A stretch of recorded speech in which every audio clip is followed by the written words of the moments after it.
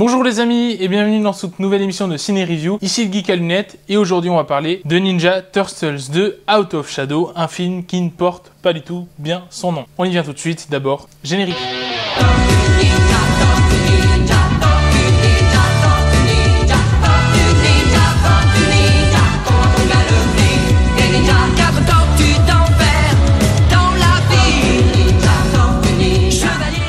Alors Ninja Turtles 2, je ne vais pas du tout être objectif dessus, parce que j'ai juste kiffé le film.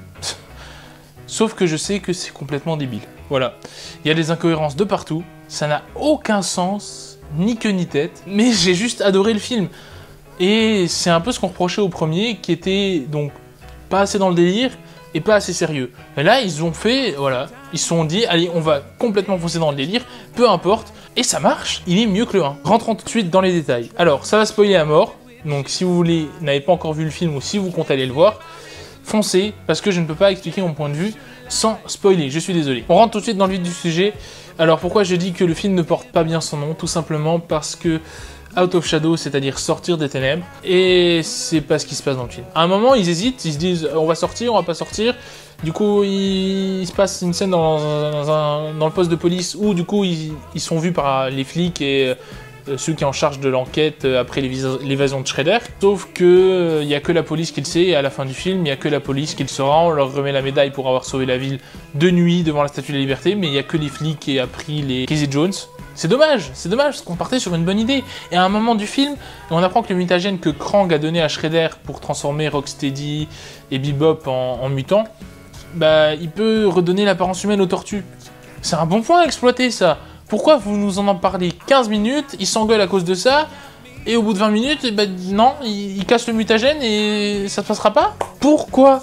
C'était un point magnifique, c'était une superbe idée à exploiter. Et c'est le seul point négatif, mon seul regret par rapport au film, c'est ce point-là qui aurait dû être exploité. Le reste du film, j'ai adoré, Bebop et Rocksteady sont hilarants, ils sont débiles, mais ils réussissent l'émission, c'est juste complètement con, mais j'adore. Shredder, malheureusement, il va pas se battre contre les tortues, il se bat dans le premier, il se bat pas là. C'est une merde, Shredder est une merde dans ce film, il se fait complètement défoncer par Krang. Voilà, il dit on va s'allier et tout, puis Krang le trahit à la fin, voilà. Genre c'était pas du tout prévu quoi.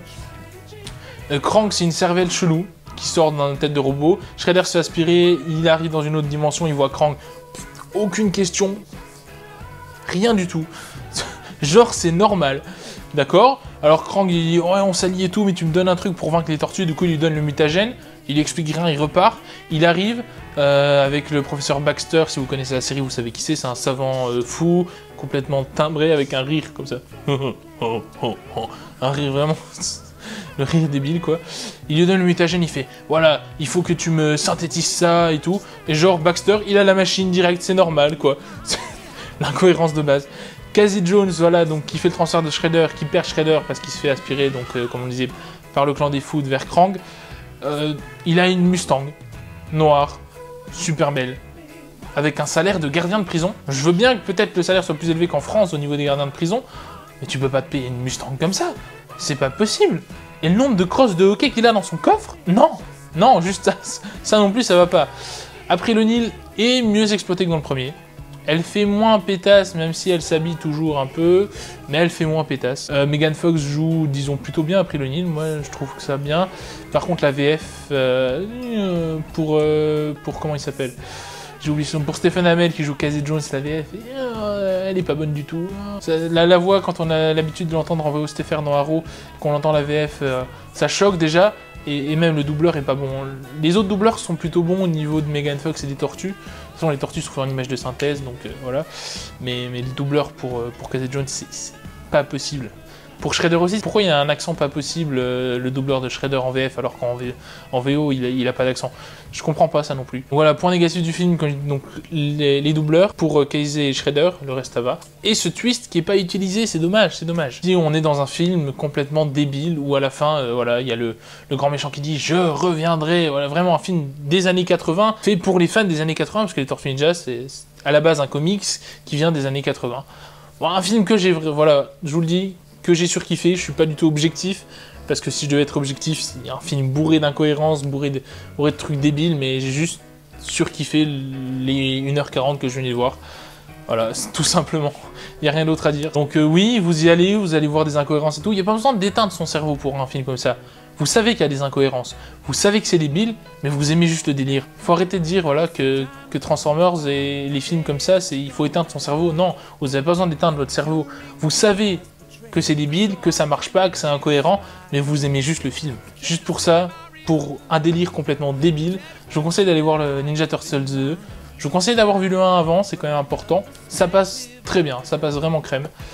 Donc voilà, ça m'a donné envie d'aller acheter les pop. J'avais déjà envie avant, mais depuis que j'ai vu le film, j'en ai encore plus envie. Donc pourquoi pas. En tout cas, je vous le répète, il y aura beaucoup moins de pop ces vacances. On va plutôt se concentrer sur les ciné-reviews, les séries-reviews, les comics et les box, plus que les pop. Voilà, il reste quelques vidéos à venir, je pense, encore. En tout cas, voilà, août, fin juillet et début septembre, ce sera beaucoup de ciné-reviews, de comics et de box. Sur ce, c'était le Geek à lunettes. Merci à tous d'avoir regardé cette vidéo. N'oubliez pas, comme d'habitude, tous les liens sont dans la description pour Facebook et Twitter. N'oubliez pas de vous abonner, de donner vos avis, encore sur le micro, le plan, de mettre un like, de partager la vidéo pour qu'on se fasse connaître. N'oubliez pas qu'à 200, on vous prépare une méga vidéo pour nous présenter toute notre collection, nos petits appartements, nos petits studios, entre guillemets. Sur ce, toutes les autres vidéos s'ajoutent là, toutes les suggestions pour aller voir autre chose. C'était le Geek à lunettes. À la prochaine les gens. Ciao.